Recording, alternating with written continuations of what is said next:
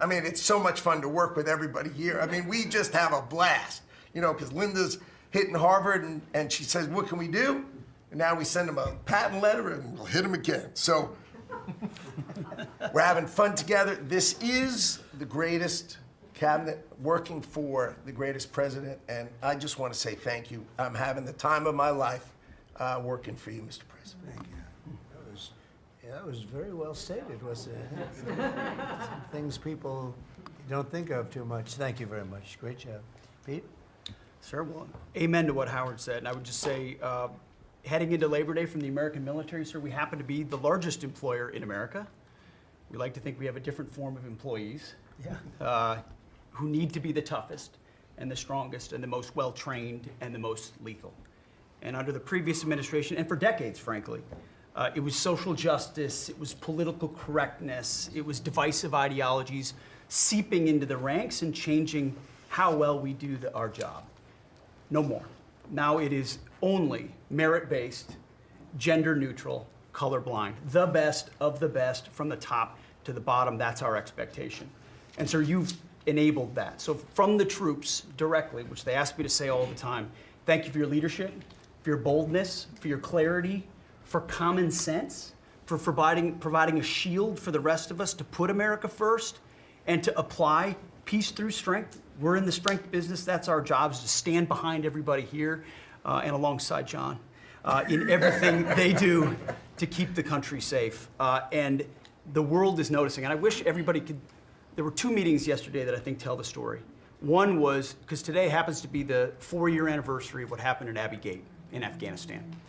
Mr. President, you had the families in, who you've met with multiple times, who, when the cameras were on and not on, acknowledged, sir, you were the only one that gave them a proper greeting, that recognized what they gave their sons and daughters in the debacle that was the withdrawal in Afghanistan, that we will bring accountability for the Defense Department through our investigation. That's good. But at the same time, the world sadly took notice. Whether it was Israel, whether it was Ukraine, those wars never would have started if you were president. Instead, they looked at the foolishness of Joe Biden.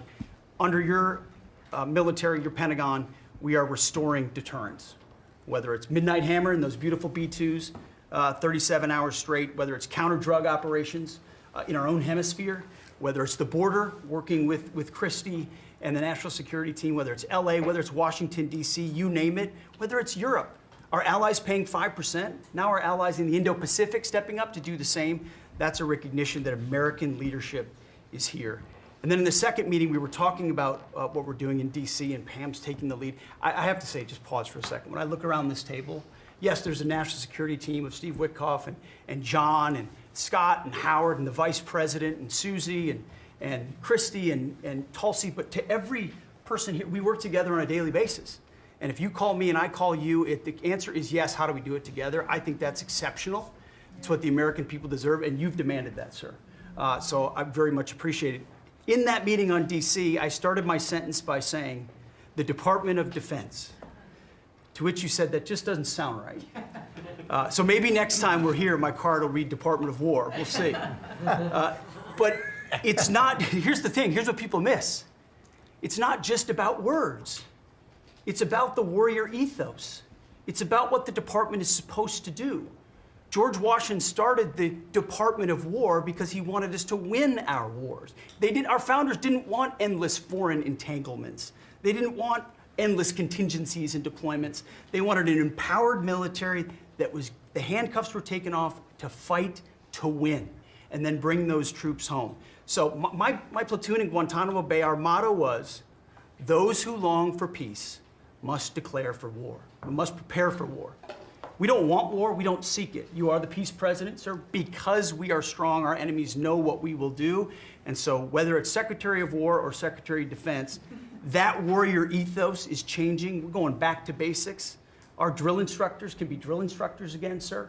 So from the minute of the tactical of standards to the strategic of B-2 bombers, we're focused on what matters. Had a meeting yesterday on Golden Dome for America, which is on track to deliver strategically for the American people. Munitions, and the Deputy Secretary making sure our stockpiles are overflowing. That's our job. I'm an honor to be a part of it, sir. Thank you for your leadership. That's great. I think I like Department of War better, but we'll make that decision, right? But you've been great. Thank you very much. So Marco, go ahead. Well, Mr. President, first of all, everyone's made this comment already and needs to be echoed again. You were elected as the President of Working Americans, and that's why this Labor Day is so meaningful. For me personally, this is the most meaningful Labor Day of my life as someone with 4 jobs. And so,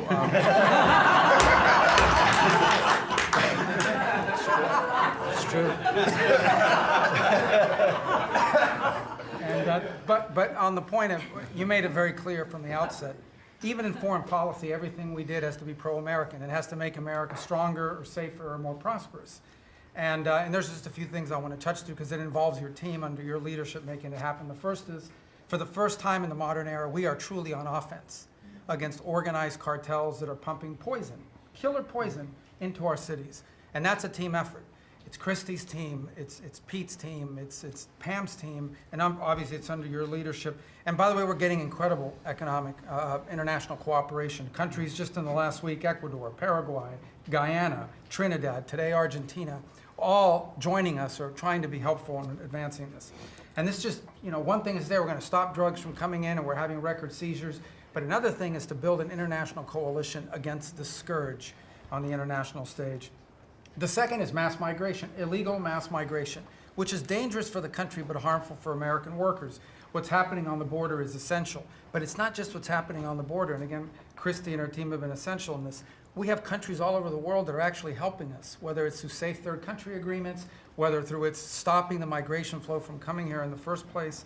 Incredible international cooperation. You've redefined our border. It's no longer just our physical border. We are doing things ahead of time to prevent this from happening and getting cooperations from countries that we've never seen before. And last, I would say, and Steve touched upon this, who, by the way, is doing a phenomenal job. Steve is both a great negotiator and he's also a nice guy, which are 2 tough things to pull off together. But it's incredible. But we both work for the peacemaker in chief. Think about it, how fortunate we are as Americans to have a president who's made peace a priority. And just since the last time we've met, there was a war going on in Cambodia and Thailand. Between Cambodia and Thailand. The president just picks up the phone and tells them to stop fighting, and within 72 hours, the fighting had stopped. There's no other leader in the world that could have done it. And the fact that you were willing to spend time to do that and to make it happen is, of course, essential. And then the war that didn't happen because of Azerbaijan and Armenia coming here to sign that peace deal, which is historic in so many countries. How many countries said, it's never going to happen, it isn't possible. And it occurred, Mr. President, because of your leadership. And then on a point of personal privilege, I wasn't even going to raise it. I haven't even talked to you about this. It's a little controversial, but I think I need to bring it up at this time of year. This thing about people getting married on Saturdays during college football season is a scourge, Mr. President. It's dividing families. I don't know if we can have an executive order on this. It's insane, but it's really difficult. There's 7 other months of the year that people can get married, so I just wanted to say that because it's very, very difficult. Thank you. Fantastic. Thank you very much. Doug, please. Well, Mr. President, you've heard from around the table how people are grateful to have an opportunity to be part of this team, have an opportunity to work for you, and have an opportunity to serve the American people. And I would say as we head into this Labor Day, the thing that really differentiates you and your leadership and everybody around this table is one word, and that's respect. Because this is a group of people that respect our farmers and ranchers. We respect the people that are in law enforcement. That's a huge change. Respecting the people that are in uniform, respecting our veterans, respecting our shrimp fishermen. I mean, whoever it is in this country, people that are building our roads. This whole group embodies that sense of respect. And when we start with that, then who benefits? We come up with policies that help those people. And what have you done? You've led an opportunity for us to have the lower taxes, way lower deregulation, record amounts of investment that's coming into this country. We're going to be seeing lower interest rates. All of those things coming together is a gift to the working people. The policies are lifting everybody up. There's 140 million Americans that get up and go every day and drive to work. They commute. And one of the most obscene things of the prior administration was their energy policies was creating a hidden tax on those people. The poorer you were, usually the further you had to drive because you couldn't afford the housing if you were working at a hotel, if you were working in a service industry. We were taxing them. A hidden tax on them was the high cost of energy. You were perhaps one of the only leaders in the world that understood the connection between peace abroad and prosperity at home was directly connected to energy policy. You came in and said, we're going to sell energy to our friends and allies. We're going to bring prosperity at home through policies here by having lower energy prices. And we're going to stop funding wars abroad with energy policies that help their adversaries and hurt us. You said we're going to sell energy to our friends and allies. And with the work that Jameson and Howard and Scott and everyone has done on these trade deals, we're going to have an opportunity to have a renaissance in American energy, selling energy to the world, which is going to help bring peace abroad. But the real key thing in closing I want to say is two things. One has to do with the U.S. Park Police. That's the group here in Washington, D.C. They're the oldest uniform law enforcement group in the nation. You coming out and visiting with them in person before they went out on the surge. Not only are carjackings down, muggings down, homicides down, everything down, morale is through the roof. Just like Pete saw, we've got record people signing up to want to be part of our military. You have breathed life back into the profession of law enforcement. Your respect for law enforcement is so incredible. It's making a difference. And then us giving them the tools. On a lighter note for everybody here, one of the rules that under President Trump we were able to change for the U.S. Park Police was they could do a pursuit. I was shocked to find out when we were talking to them, like, oh, you pull somebody over and they just drive away and you can't pursue them? I mean, like, and they said, no, we can't. They said, all rules. We got that rule changed in 24 hours because of President Trump's leadership. The next night, they had so much fun. They pulled people over. They started to take off. They chased them. They stopped them. And then the bad guys, some of these were in cars that had stolen plates. So they take the plate off. They steal them off somebody else's car. They know it. The plate doesn't match. They know they're doing this thing. The bad guys in the car said, what, you're not supposed to chase us. Like, you're breaking the rules. The bad guys are telling us to bring them. No, we're back in action. So it's like, and so the morale is high. They all wanted to say thank you to you.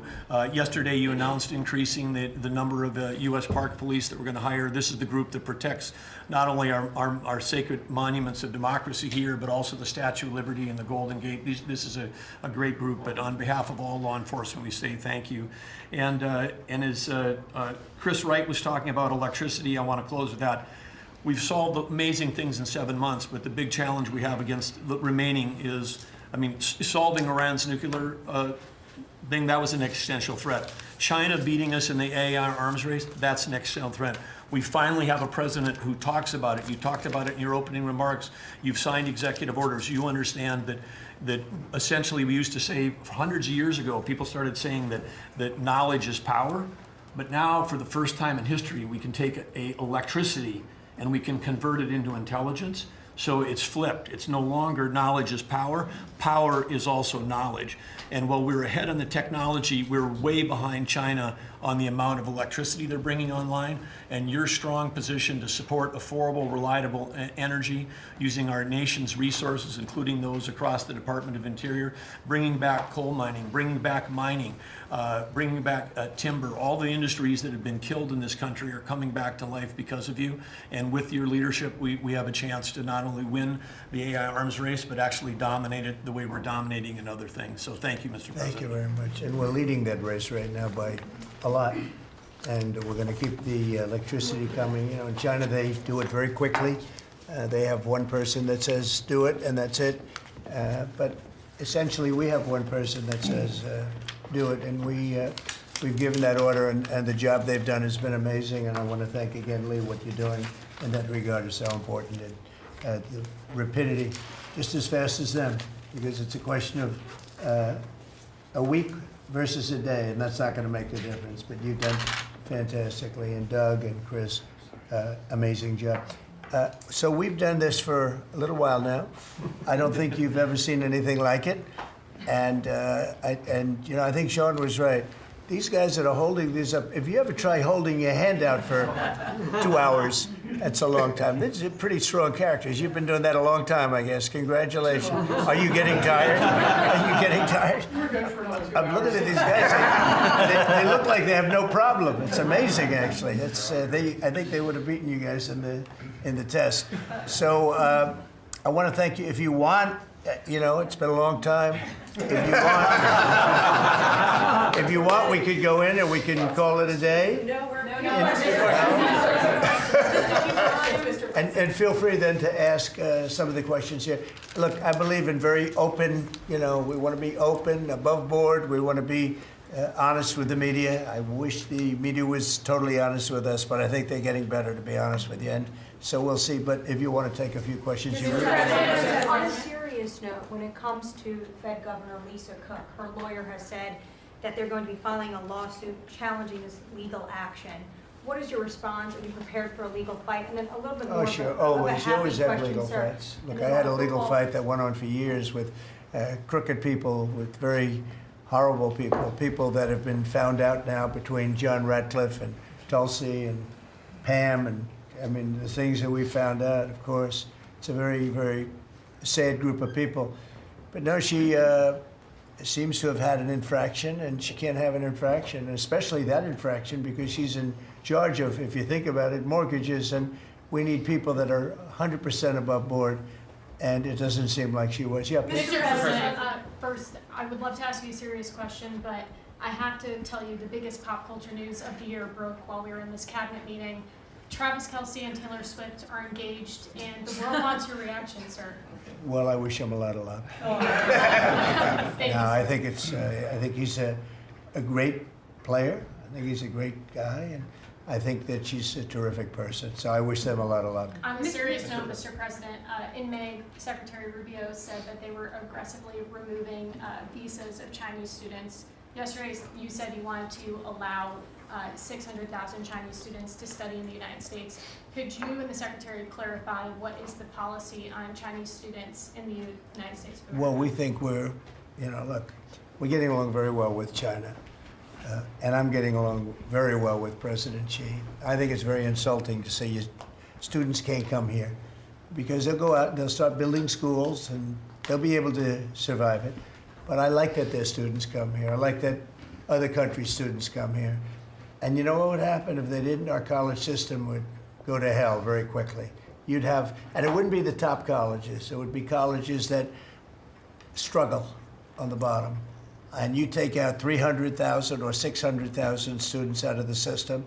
I like having, and I told this to President Xi, that we're honored to have their students here. Now, with that, we check and we're careful and we see who's there, and Marco wants that. We spoke, we're in the same position. But we have a tremendous college system, the best in the world, nobody even close. That's why China sends them here. And you can call it an industry if you want, but you're talking about millions of people. And I'm honored to have the students from China come here.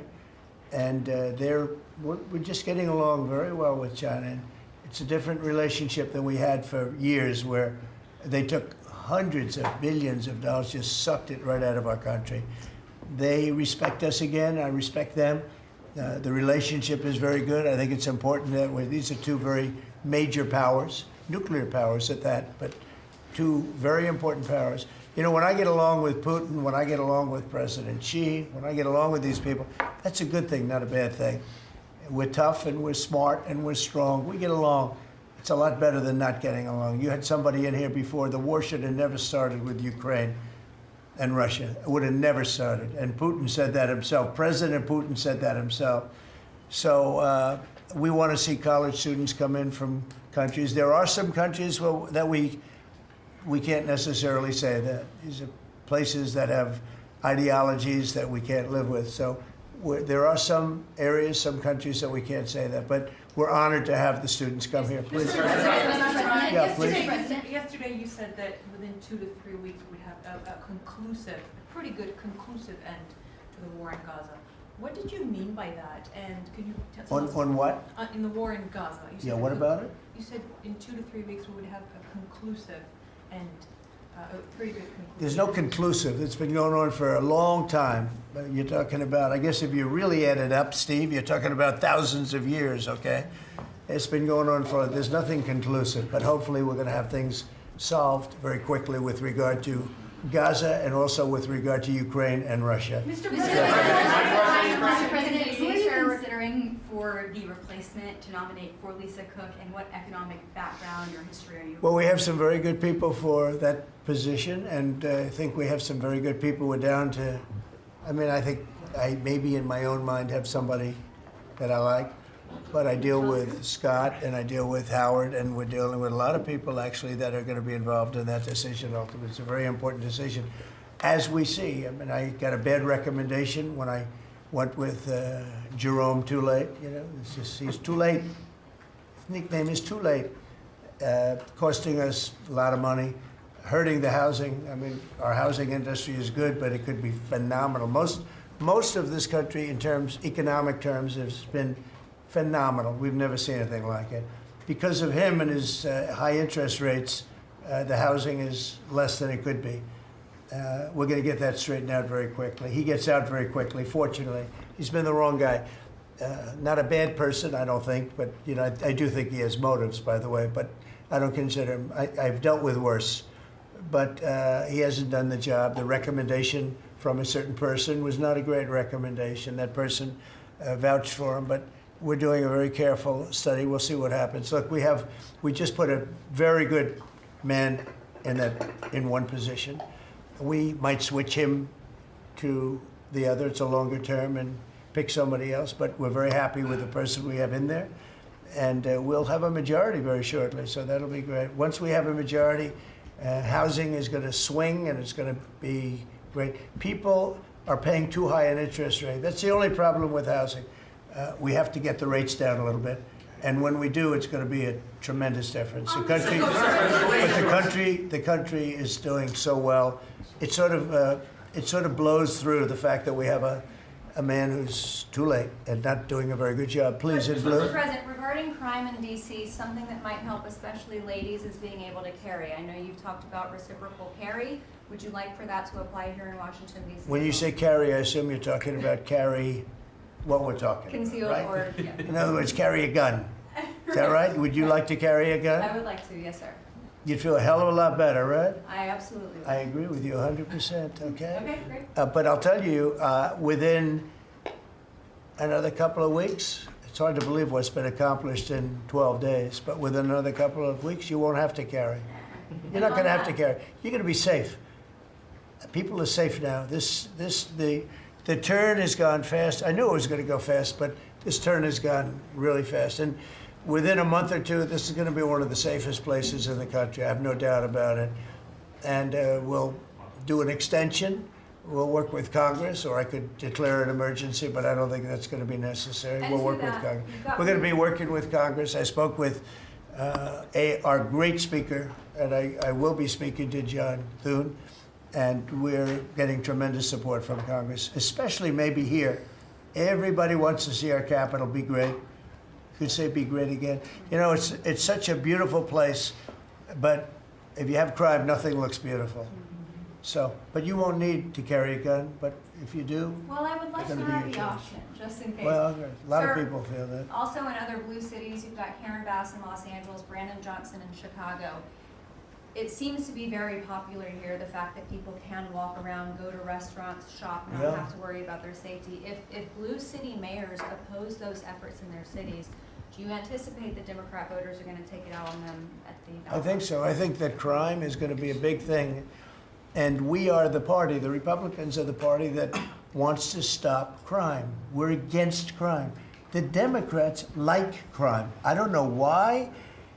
I mean, we talk about common sense. I think I got elected on talking about common sense. The border, we have to have a wall. We don't want transgender for everybody. We don't, as I said before, we don't want to have men playing in women's sports. I mean, you see the difference, weightlifting. Take a look at weightlifting. Take a look at long distance running, where a runner came in 5 hours and 14 minutes ahead of another runner, both champions. One male, one female. It's not fair. It's demeaning to women. It's so bad. But they have another one, and I think this is the beauty of them all, crime. They're against crime prevention. You can't do that. You can't do that. And I think to myself, I say, is there some game? You know, they're smart people. Is there anybody that could cheat like that in elections is smart, okay? And there's never been in history anybody that could cheat like that. They're smart. They're brilliant in many ways. I say, is there some trick to this? When they say, Trump is in Washington, D.C., stopping crime. He's a dictator. And people are being mugged like your brilliant associate here. I don't know how you're alive. I mean, based on that story, you got very lucky. He didn't just go, all he had to do is this, right? And, it's pretty amazing. Was it an So, intentional so trap? we have something, I think we have two things. I think what Bobby was talking about with respect to drug prices is unbeatable. Nobody else could have done it but us. And I think that I think crime will be the big subject of the midterms and will be the big subject of the next election. Think of it. They are, instead of saying, Trump's right about crime, it's really bad in Chicago. You have a guy in Illinois, the governor of Illinois, saying that crime has been much better in Chicago recently, and Trump is a dictator. And most people say, if you call him a dictator, if he stops crime, he can be whatever he wants. I'm not a dictator, by the way, but he can be whatever he wants. I think it's going to be a big subject for the midterms, and I think the Republicans are going to do really well. They called it a trap. This Democrat consultant, they said, he's put him in a trap again, because these are all traps. 80-20, but they're not 80-20. They're almost 100-0, all these issues. But I would say that crime is stronger than men playing in women's sports. I think it's stronger than transgender for everybody. It's transgender for everybody, according to them. It's stronger. Of course, this is the cause of it, open borders. Open borders gave us a lot of this crime. So, so they're sort of on an equal footing, I guess. But crime is going to be a very big subject. And you know what he should do if he was smart? Illinois or New York, if they want, or Gavin Newsom, they should call me and they should say, we've got a problem. We could solve with this team, different players, but work the same way, because you'd leave them here. You don't want to take them out and let it go to hell. Everybody's so happy and I bet you walked over here today and you had no fear. Nobody has any fear anymore for the last 12 days. But it would be so smart. Gavin Newsom called me up, say, you know what, we have a big problem. We have the Olympics coming up. We want to do well. We have tremendous problems on crime and other things, and would love some help. Chicago in particular, maybe right now. I mean, it's a disaster. It's a disaster.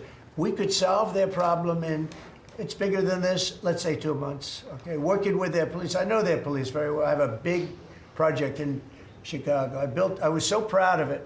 It's the best site in Chicago. I got it. Nobody else got it. I was happy as hell. That was when I was a real estate guy, and I got it. The Sun Times site, they call it. And I built a building. It's a great building. And I'm so embarrassed when I see the kind of crime stats coming out. They're so embarrassed. And if I were a governor, a Democrat governor, or mayor, or anybody having to do, I'd call up President Trump. I'd say, President Trump, we need your help.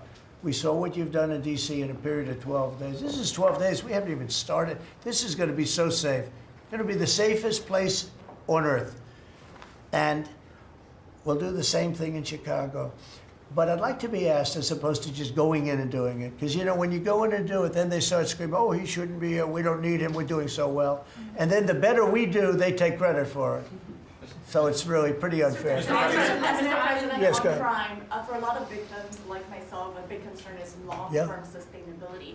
Can you share with the American public about your plan in ensuring that DC is safe in the long term? Longer term, yeah. Years Well, it's a great question. Number one, we want to stay there for longer than 30 days, as you know. We have an absolute mandate, and I can extend it, but I'd rather not have to declare a national emergency, because by that time, right now there's not an emergency. We've done, as you sort of said yourself, it feels like a different world. We've got under arrest and prosecution, and we've taken some, and we're in the process of taking hundreds out of our country that shouldn't be here. And these are hardcore professional criminals. They were born to be criminals, in my opinion, but they're seriously bad people. Murderers, drug dealers, you know them all. You see them all as you walk beautifully to work, and every once in a while somebody puts a gun to your head, because that's what happened in your case. We're getting a lot of them out of the country. We're putting a lot of them in prison because we're afraid to bring them out of the country. They could come back. As good as we're doing, they could come back. We don't want them back. And that's going to solve a lot of it. We also think there should be a presence here for long enough we should also work with our police department because you have very good police here, very good. We're working very well with them, by the way, and we have to work together for a while. We have some people that are very tough and very strong working with the police. They're going to be able to handle it. And you know what? If it gets a little bit bad, just a little bit, I'll bring them back in and we'll straighten it out and we'll make it perfect. You're going to be so safe in the city. And you're going to have the city beautified. We're going to be giving out, we're working with Clark, as you know, construction. They're the biggest. They're working with me also. We're building a beautiful ballroom for the White House. They've been after it for 150 years, employs a lot of people. It's going to be as beautiful a ballroom as has ever been built. And Clark is the big builder in this city. They've done, I guess, a majority of the good work, the big work. And we're working with them on the beautification, the fixing up of the roads, the fixing up of the medians, between the roads so cars don't wrap into each other. They wrap into, I have one piece sitting on the ground for weeks. This was a year ago when I had to come in, unfortunately, for fake court cases.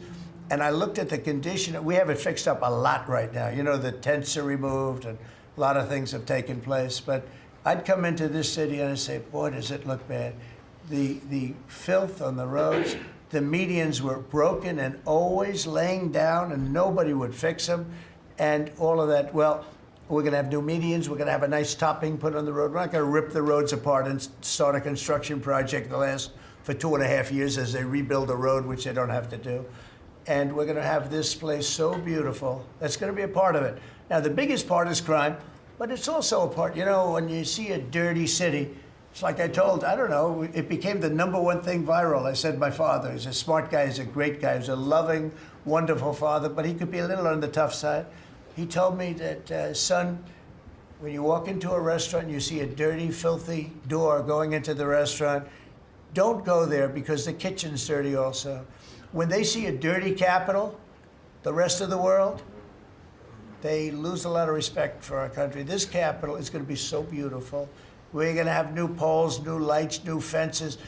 It's stuff that, when you add it up, it's money, but it's peanuts compared to what we're talking about.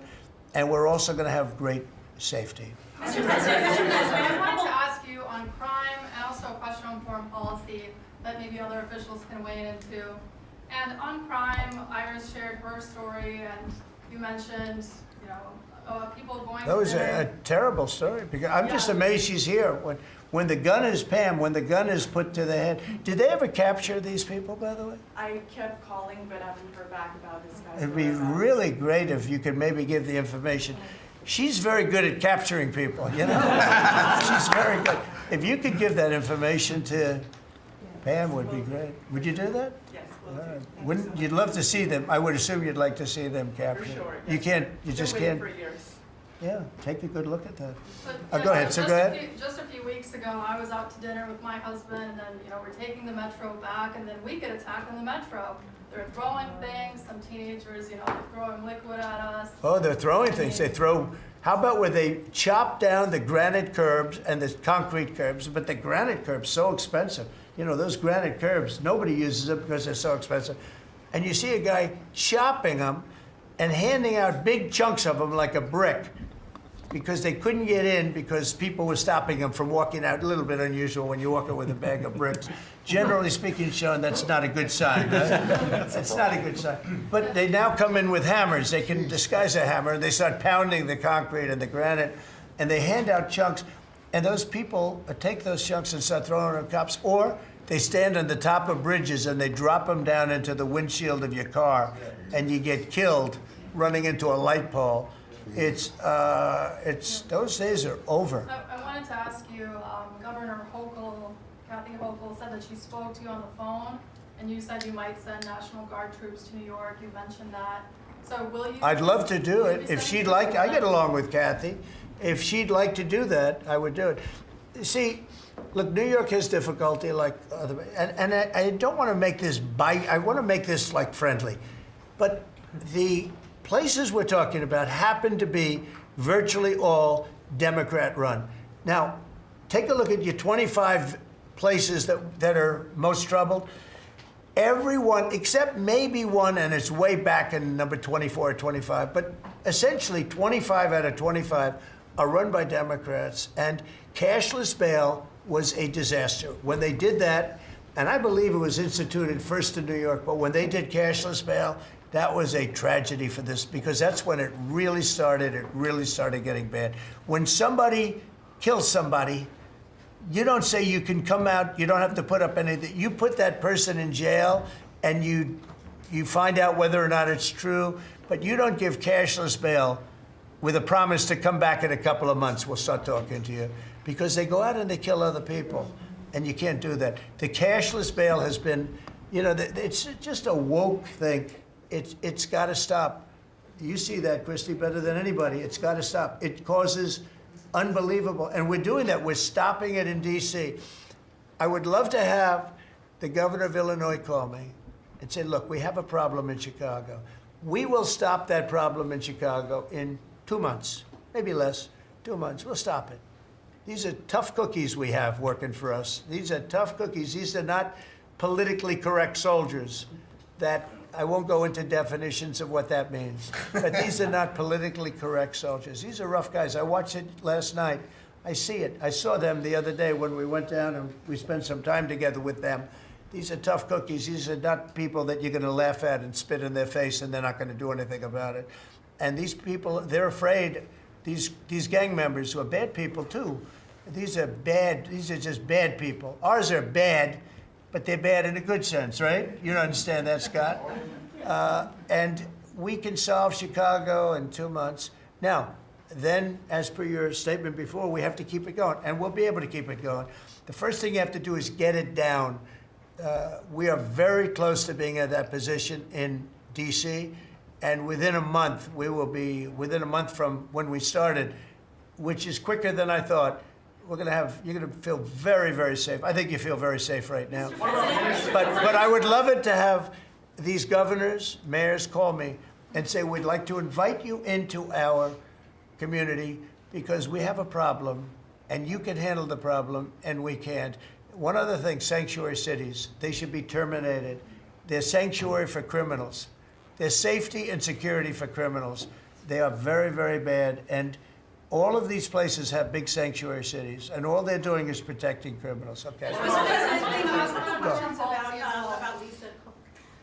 You have spoken out very strongly for a long time about what you see as the weaponization of government. Yeah. Is your administration weaponizing government by digging into the mortgage records of officials you don't like? No, they're public. I mean, you can find out those records. You can go check out the records yourself. And you should be doing that job, actually. You wouldn't do that because that's not the kind of reporter you are.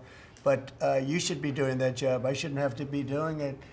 If you did your job properly, we wouldn't have problems like Lisa Cook. Go ahead. You were going to say something? So would you be trying to fire Blue? Lisa Cook if she had voted to lower interest rates? On national Please. security. I think we have to have lower interest rates, yes. A follow-up question for you and Madam Attorney General on national security. We've heard from Stephen Miller yesterday in the Oval Office that there are street criminals here in D.C. who are actually found to be doing business with transnational criminal cartels. That's overseas. right. And we know who they are, and we know who they're doing business with. And we're arresting the people, very strongly arresting, and we're keeping them there because, you know, your laws here make it very difficult. And one of the other laws we're trying to get done, because you have 14-year-old kids that are just as tough as a 25-year-old kid, just as dangerous, and they carry the same gun. And we have to make a provision where they're treated like older people, because these are seriously tough, bad. They're children, but they're criminals, and they're really bad criminals. And they're used by older people because they never get charged because you can't do anything to them. But we are getting that change, Pam, I hope, because you have 14-year-old kids that are evil, they're sick, and they have to be put away. Something has to be done, because you can't have a society where they're allowed to walk the street. You know that better than anybody. On your way to Alaska. I can't believe you're not tired holding that? Look I have at a few this. more questions. How strong are you? How strong are you? Look at him. He's been holding that thing for 3 hours. You're a good fisherman. Well, I should give that a shot. Go ahead. On the way to Alaska, you had mentioned that there would be severe consequences if Vladimir Putin did not agree to a ceasefire. Yeah. After that summit that was rolled back, given the negotiations, is he back on the clock now? I want to see that deal end. It's very, very serious. what I have in mind if I have to do it. But I want to see it end. I think that in many ways he's there. Sometimes he'll be there and Zelensky won't be there. You know, it's like, who do we have today? I got to get them both at the same time. But I want to have it end. We have economic sanctions. I'm talking about economic, because we're not going to get into a world war. I'll tell you what, in my opinion, if I didn't win this race, Ukraine could have ended up in a world war. We're not going to end up in a world war anymore, but it would have ended up possibly in a world war. That would have been they were ready to trot. But just like India and Pakistan, we're going to end up in a nuclear war if I didn't stop them. You know, it was sort of strange. I saw they were fighting. Then I saw 7 jets were shot down. I said, that's not good. That's a lot of jets, you know. $150 million planes were shot down. A lot of them, 7, maybe more than that. They didn't even report the real number. I'm talking to a very terrific man, Modi of India. And I say, what's going on with you in Pakistan? Then I'm talking to Pakistan on trade. I said, what's going on with you in India? And the hatred was tremendous. Now, this has been going on for a hell of a long time, like sometimes with different names for hundreds of years. But I said, what's going on? I said, I don't want to make a trade deal. No, we want to make a trade deal. I said, no, I don't want to make a trade deal with you. You're going to have a nuclear war. You guys are going to end up in a nuclear war. And that was very important to them. I said, call me back tomorrow, but we're not going to do any deals with you, or we're going to put tariffs on you that are so high. You were there, Howard, right? Yeah. You're going to put tariffs on you that was so high, I don't give a damn, your head's going to spin. You're not going to end up in a war. Within about 5 hours, it was done. It was done. Now, maybe it starts again. I don't know. I don't think so, but I'll stop it if it does. We can't let these things happen. The Russia-Ukraine situation, last week, 7,012 soldiers, 7,012 soldiers died.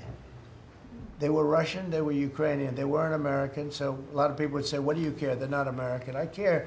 They're 12,000, over the last couple of weeks, over 12,000 people died in like in 2 weeks. You know, we're talking about crime where somebody's killed here or somebody. Think of it, you have your son leaving Russia, leaving Ukraine, their little house, wherever they live with their parents, they're waving goodbye, just like our parents would wave goodbye. And they're waving goodbye, son. And then a week later, his head's blown off in a stupid war by a drone, a whole new form of military problem. So, no, I'd like it to stop. I want to get it to stop. And it will not be a world war, but it will be an economic war. And an economic war is going to be bad. And it's going to be bad for Russia, and I don't want that. Now, I have to also see, because not everybody, you know, Zelensky's not exactly innocent either, okay? You know, it takes 2 people to tango. And I say it all the time. You got to get them together. I get along with Zelensky now, but we have a much different relationship because now we're not paying any money to Ukraine. You know, stop that. We're paying money to ourselves. What's happening is NATO is buying all of the equipment and paying in full. But even with that, forget about that. I want to get it stopped because it's a lot of lives that are being lost. Every week it's 7,000, 5,000, 6,000. I get the reports and I see battlefields. I'd rather not see them. And you know, you read about Gettysburg. You read about Gettysburg and you see, you know, those 600,000 people, but in that war in particular was really bad, like 150,000 or something, just dead body. I'm seeing the same. I see pictures. I see satellite pictures of heads over here, arms over here, legs over here. And this is like a modern age. It's no different than the worst wars that I've ever seen. And if I can stop it because I have a certain power or a certain relationship, I had a very good relationship with President Putin. Very, very good. That's a positive thing again. And I think I'm probably the only, Steve Witkoff would tell you I'm the only one that can solve it. I don't know, he's told me that a few times, unless he was saying that just to build up my ego, but it's not really. I have no ego when it comes to this stuff. I just want to see it stop. Thousands of young people, mostly young people, are dying every single week. If I can save that by doing sanctions or by just being me, or by using a very strong tariff system that's very costly to Russia or Ukraine or whoever we have, But I stopped 7 wars, and 3 of those wars were going on for more than 30 years. If you look at Congo, if you look at just look at any of them, almost all of them were going on for an extended period of time. Now, interestingly, one had just started. It was 2 days old, and you know that one. And we did that one when we were in Scotland negotiating. It was 2 days up, but there were 2,000 dead bodies laying on the border, and I got that one stopped too. And I'm very honored by that, but the one that I thought would be the easiest is turning out to be the hardest. That's President Putin and President Zelensky, but I think I'll get it done. Why do you think that is? You never know. It's war. Can you stop the family? With war, you never know, right? War's very tricky, very horrible, but with war, you never know. Things change. People go into war, think they're going to win the war, and then they get their asses kicked, and they lose their country, and they lose millions of lives. Nobody goes into a war thinking they're going to lose. They go in. I'm sure that Ukraine thought they were going to win. It's going to be, we're going to win. You're going to beat somebody that's 15 times your size. Biden shouldn't have let that happen. Biden shouldn't have. I mean, the man was grossly incompetent. He should have never been there. That would have never happened. But you don't go into a war that's 15 times your size. The Fed just put out a statement saying that Lisa Cook has indicated through a personal attorney that she'll promptly challenge this action in court, seek a judicial decision that would confirm her ability to continue. That's all right, whatever it is. It says the Fed will abide by any court decision. Thank you very much for reading abide that. by a court decision. I abide by the court, yeah. I abide by the court. Yes, please. It's enough. It's enough. Mr. Go ahead. President, what other companies are you thinking about taking stake in? Well, we didn't take a stake in the sense that it was reported. Everyone said, I bought a stake in Intel. No, I got it for free. I said I was with is that a correct statement? Howard was there. Absolutely correct. Scott knew all about it. They came in, a man was charged with something by a very good person, Senator Cotton, made some statements about the gentleman that was running Intel. When he came in, and I said some rough things about him, I said, I'm not happy with it, and they called, and he was very devastated at what I said. I said he should immediately resign. And he came to see me, and I was very impressed by him, actually. And he made a mistake, or factors happened where something like this could have taken place. In the meantime, his board was staying by him. And I said to him, and took about, I would say, less than 45 seconds. I said, you know what you should do if you're smart? Give the United States of America 10% of your company. And he looked at me and he said, I'll do that. I said, I just made $11 billion for the United States. And we made the deal. I didn't pay, we didn't write a check.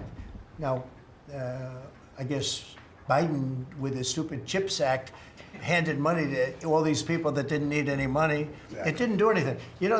They're giving billions of dollars to everybody. They all have so much money, and they have more money.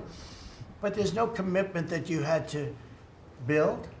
They just took all this money. It's the stupidest thing I've ever seen. See, with tariffs, they have to come in. Because if they don't come in, they can't sell into our country. So it's power, and you don't have to give up any money. But I said to him very simply, I'm glad we're straightening this out, because everyone thinks I bought in. No. I said, it would be great, we'd be a great partner for you, and I want to see Intel do well. Intel was a great company, and it can be a great company again. But I said, I think it would be good if we own 10% of your company. He said, I'll make that deal. And it happens to be worth $11 billion. So we made $11 billion for the country, and then I was criticized by some of the fake news media. That's not the American way. Actually, it is the American way. Now, if I can help other countries or do those deals with others, I would do that. I think it's great. It's good. Builds up our balance sheet. Let me tell you, our country is becoming very rich again. You don't see it. When the CBO came out on Friday and said, we just found $4 trillion And that goes to promote great-paying blue-collar jobs and to rebuild the industrial bedrock of our nation. It's also obviously for great defense. We have the greatest military in the world. We rebuilt it largely in my first term. Some of it was stupidly given away to Afghanistan. For what reason? Nobody can figure that one. But it was still a relatively small amount of what, you know, if you compare. The concept of what they did, however, is just incredible. But the country is doing well. We're respected all over the world like never before, probably. We went to NATO, as you know, and they went from 2% to 5% of GDP. Nobody expected that. And the difference is they didn't pay the 2 and they paid the 5. So, and as you know, we are selling a tremendous amount of equipment to NATO. We're not spending any money, we're making money, but I don't want to talk about making. I want to talk about we're no longer involved with funding Ukraine, but we are involved with trying to stop the war and the killing in Ukraine. So we're selling missiles and military equipment, millions and millions, and ultimately billions of dollars to the NATO people, where I'm very friendly and we have a great relationship, but that was an amazing trip. So they're funding the entire war. We're not funding anything. I think it's an important point to make because a lot of people don't understand that. And we will continue to do that, and we're trying to get as much as we can for them. They want the American product. The American military product is by far the best in the world, and that's what they want to get. They have lots of options, but that's what they want to get. So the factories are doubling up and tripling up where they make the Patriots and other really, you could say, defense and offensive weapons. The wages for blue-collar workers are now rising at the fastest rate in 60 years, which is so important to all of us around this table. The average American worker has already seen a $500 wage increase this year, and there's no inflation because there's been decreases, tremendous decreases with, thanks to Doug and Chris, and some of the people, the great job they've done with energy. Thank you very much. And Chris, thank you very much. I see you down close to $60 a barrel, and you'll be breaking that pretty soon. And that has a huge impact. So we have groceries are down. Energy is way down. Energy is way down. It was $4 and $5 for a gallon of gas. Think of that for gasoline. And now it's probably $2.25. There are some places it's $2. It broke $2 at a couple of locations in the South. In places like California where they charge such high taxes, it's higher, but it's still much lower than what it was a year ago. So energy's way down, groceries are way down, eggs are way down. Thank you very much, Madam Secretary. You've done a great job. Appreciate it. When we came in, the eggs were through the roof. They were 4 times higher than they've ever been.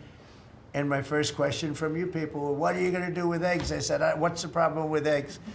That was caused by Biden, or whoever was operating the auto pen actually caused it, I guess, because I don't think he knew too much about eggs.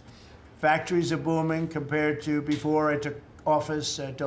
Domestic auto production is going to be, it's going to be so thrilling in 2 years when you see the numbers, because they're building plants all over the country. They're all coming in because of tariffs. They don't want to pay the tariffs.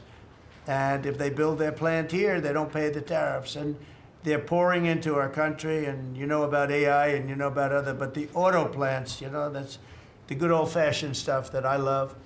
The auto plants are pouring into the United States of America. They're coming from Mexico, they're coming from Canada, and they're coming from Europe, all over Europe.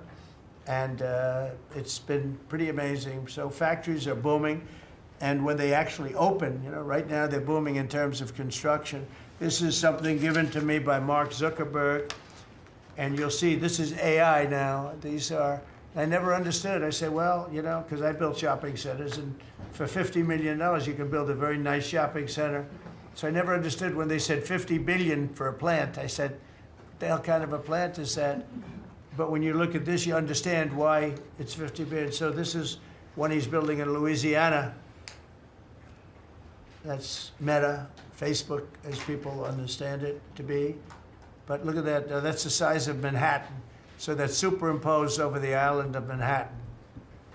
It takes up a big part of Manhattan. I think they say 81% of Manhattan. So these are big things, and they're going up. A lot of them are going up now. I don't know that big. Actually, Mark is building 4 of them, and others are building similar places. And when these things open up, I'll tell you what, our country, we're leading China now in AI, substantially leading China. And the reason is because we're letting them build their own electrical facilities. We would need double the energy that if you take all of the electricity that we produce right now in this country, you'd have to multiply it times 2 or maybe 3 times. So 3 times more than we have right now for everything, to operate your toaster and everything else, okay? 3 times more.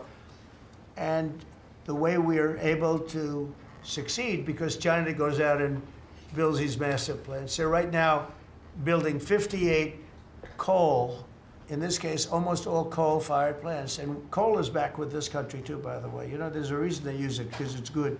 It works for them. And we call it clean coal. We don't call it coal, we call it clean, even very clean coal. But we have coal going up, we have nuclear going up. Nuclear is very much in vogue now. It's safe and inexpensive and great. We don't allow windmills. We're not allowing any windmills to go up. I mean, unless there's a legal situation where somebody committed to it a long time ago, we don't allow windmills. And we don't want the solar panels that I was speaking with the secretary about, because they take up, you know, thousands of acres of our farmland. You see these big, ugly patches of black plastic that comes from China. And the solar is, you know, I like solar in some ways, but for firing up your big plants, it doesn't work. It's very unstable, but it really takes up your farm. The farmers are saying, you know, they're building these massive blotches in the middle of the fields all over the country. It's so crazy. It's so crazy. So we're not heavy into that at all. And windmills, we're just not going to allow them. They're ruining our country. They're ruining everyone. If you look at, I hate to mention countries, but you look at the UK, what's happened at UK, they have energy costs have gone through the roof. It's because of wind. They want to do everything, close up the northern parts of the country. They have oil that's tremendous. And they closed it up, and they've been building windmills all over the place. And I tell them, you're my friends, but man, you're going to have a bad awakening very soon. It's going to be very bad. They're ugly, they don't work, they kill your birds, they're bad for the environment. And if you look at them from a house, your house is worth less than 50%. So I'm trying to have people learn about wind real fast, and I think I've done a good job, but not good enough, because some countries are still trying, and they're destroying themselves. Those are countries that are really destroying themselves. I hope they get back to fossil fuel, because right now, Chris, whether we like it or not, fossil fuel is the thing that works. And then you can add nuclear with it and other things, but fossil fuel is what works if we're going to fire up those big monster factories. But if you look at comparing everything before I took office, domestic auto production is up 18,000 cars a month. And we haven't even started yet, because a lot of these plants aren't built. It's up 18,000 because Ford, General Motors, and a couple of others, Stellantis, they're taking their existing plants, and they're, as quickly as they can, they're adding on to them. So when their plants open, because they're building big, modern, beautiful auto plants, but think of that, we're up 18,000 cars a month, and essentially all they've done is try and utilize their space correctly as their big plants open up. It's going to be, I hope they remember that it was this way. I hope this table gets a lot of the credit for what's happening. It gets all of the credit, because this would have never happened. We were going out of business in every way. We were losing. All the car plants were leaving this country. Now they're all coming back in, and they are coming from Canada, and they are coming from Mexico, but they're coming from Germany. They're coming from all over the world.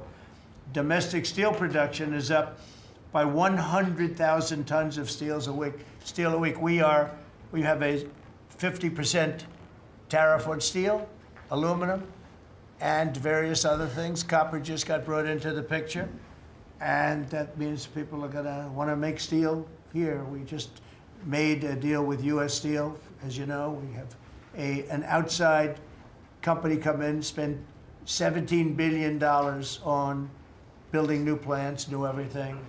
It's great, and it stays right here in America. So we're doing amazingly well on steel, and domestic oil production is up by more than 300,000 barrels a day. That's a lot of barrels, and you're going to be talking about that in a second, I think, Chris and Doug. These two people have done a fantastic job, and we have the oil price down to about $62 a barrel. So just so you understand, because a lot of you like to talk about costs and prices, but I watch so much fake information. Product costs are down.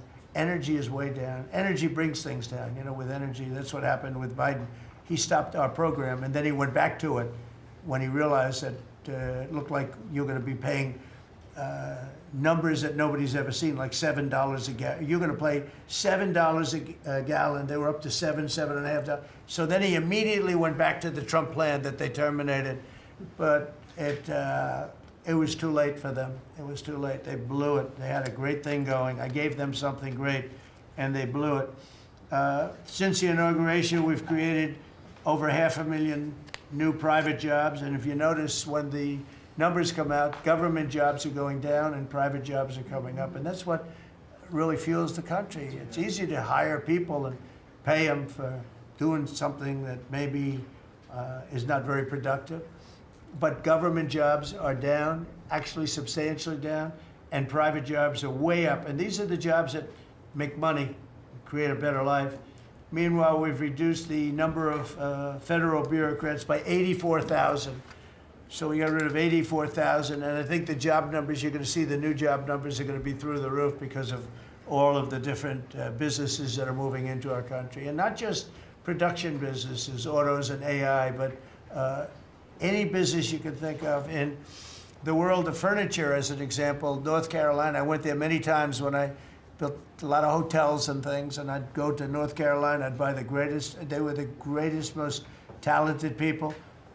And then China came along and took all of those jobs away. If they would have tariffed them, China wouldn't have taken any of the jobs. But we had presidents that, honestly, and I like some of them, but they didn't know what the hell they were doing from a business standpoint, from running the country. And North Carolina, the most talented woodworkers that you've ever seen. I'd be there and I'd watch them. I'd say, I'd like to have a rail in that chair. Maybe can you fancy it up a little bit? How about this, sir? And they'd hand me a thing. It was like they were artists. They were unbelievable. And that business was stolen from us by others, not only China, but by others. All of a sudden, you're ordering your furniture from China. It was not even close to being as good, but they couldn't compete with it. If we would have said it costs 100% or 200% tariff, you wouldn't have lost one job. It's so sad. But we're going to rebuild North Carolina furniture and other places, South Carolina too, to a lesser extent. They make furniture. But furniture, we're going to put a very substantial tariff on. We've already announced it. It'll be done pretty quickly. And when that happens, everyone's going to start. I just tell you, North Carolina, go out and start getting the grandchildren and the children, start teaching them, because some of those incredible artists that I knew as young people, they're older people now, but they still have the talent and they have time left, but they're going to be teaching their sons and their daughters and their grandchildren, and it's going to be a beautiful thing to see. It's going to happen like magic. It's going to happen without question. It's not like, gee, I hope it happens. It's going to happen. The results of Ford that just announced it's going to create 4,000 new jobs, American jobs. Hyundai, 14,000 jobs. General Motors is moving production of the Chevy Blazer and Equinox from Mexico back to the United States where it belongs. Don't forget, we lost 55% of our auto production over the last 35 years. 55%. We were the auto capital of the world. Like there was nobody even think about challenging us. We lost 55% of it to Mexico, Canada, China, a lot to China, and other countries. And it's all coming back. We will be bigger. A couple of years, we'll be bigger than we ever were. We'll be more dominant. We'll be bigger. We make great product, too. We're starting to make really great product. We're going to be bigger than we ever were. We're going to be at the level that it was when we were the only one that really, we sold to the world. And we're going to be back selling to ourselves and other parts of the world. It's not going to be the same, but it's going to be equally as important as it was in the heyday 30 years ago. But we lost more than 50% of the automaking capacity. In fact, the unions, the auto unions, as you know, the top guy didn't know me, didn't like me, and now he likes me. He says, man, I can't believe what Trump has done. But the auto workers voted for me. They understood better than anybody else. The auto workers, the Teamsters voted for me. Teamsters are great. They all voted for me. No Republican has ever gotten the support of the Teamsters and the auto workers. And now the head of the auto workers, I mean, it's so amazing. I watch them on television there. They can't even believe what happened. And I told them all what was going to happen. We secured new market access for American agricultural exports all over the world. Our secretary is doing a great job. Thank you, Brooke. And we have negotiated historic trade deals with the United Kingdom, China, Indonesia, Vietnam, the Philippines, Japan, South Korea, who was here yesterday, and the European Union. Foreign nations are now paying hundreds of billions of dollars straight into our treasury, and numbers that nobody's ever seen before. As you know, we made trade deals with a lot of countries, and many of those countries, just to be able to sit at the table, are paying us hundreds of billions of dollars. We made a trade deal with the European Union. They were rough on us for a long time. And now we have a very good deal. We made that with them. Trillions of dollars is coming into our country. Trillions. Far beyond billions, trillions of dollars. Wouldn't you say, Scott? Yes, sir. And in a short period of time. They have to buy $750 billion worth of our energy product. Energy is great. We have more than anybody else, so we're using it.